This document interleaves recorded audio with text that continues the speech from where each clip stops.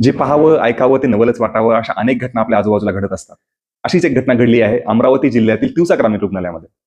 तिथे एक व्यक्ती येतो, चांगले कपडे घातलेले असतात, चांगली इंग्रजी बोलत असतो आणि सांगतो की मी अस्थिरोग तज्ञ आहे. मी हेमलकसामधून आला आणि मी सुप्रसिद्ध समाजसेवक प्रकाश आमटे यांचा धाकटा मुलगा आहे. हे सगळं सांगितल्यानंतर त्याचं सगळं बोलणं, ह्या सगळ्या गोष्टी, त्याचा पेहराव पाहून ते कर्मचारी त्याच्यावरती विश्वास ठेवतात आणि तो तिथे एक पेशंट पण तपासतो. आणि थोड्या वेळात त्या कर्मचाऱ्यांना सांगतो की माझी वाटेत गाडी बंद पडली आहे, माझा मोबाईल तिथं अडकलेला आहे आणि मला आपल्याकडून मदतीची अपेक्षा आहे.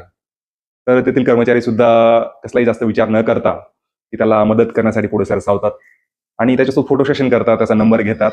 तो तिथून जातो आणि थोड्या वेळात त्यांनी जो नंबर दिलेला असतो तो क्रॉस चेक करतात, तर तो नंबर खोटा असल्याचं कळून येतं की तो कोणी प्रकाश आमटेचा मुलगा नाही हे लक्षात येतं. आणि मग त्यातील काही कर्मचारी बसस्थानकावर धाव घेतात, कारण तो तिकडेच गेलेला आहे असं त्यांना वाटतं. तर त्या ठिकाणी अक्षरशः तो व्यक्ती मद्यधुंद अवस्थेत पडलेला आढळून येतो.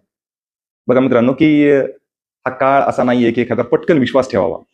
त्यामुळं कुणावरही विश्वास ठेवण्याआधी थोडं आपण त्याच्यावरती त्याचं बॅकग्राऊंड चेक केलं, थोड्या फॅक्ट्स बघितल्या की बाबा तो खरंच खरं बोलतोय, खोटं बोलतोय.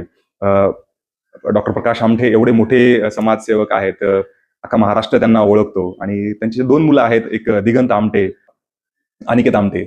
तर थोडंसं जरी आपण क्रॉस चेक केलं, बघितलं, तर आपल्या लक्षात येऊ शकतं की जे फसवणारे लोक कुठल्याही थराला जाऊन फसवू शकतात, हे यातून दिसून येतं. त्याच्यामुळे थोडं सजग राहणं, सतर्क राहणं गरजेचं आहे. आणि अशा घटना अनेक ठिकाणी घडत असतात. त्यामुळं ती घटना आपल्यासोबत घडू नये यासाठी सजग राहणं गरजेचं आहे. धन्यवाद.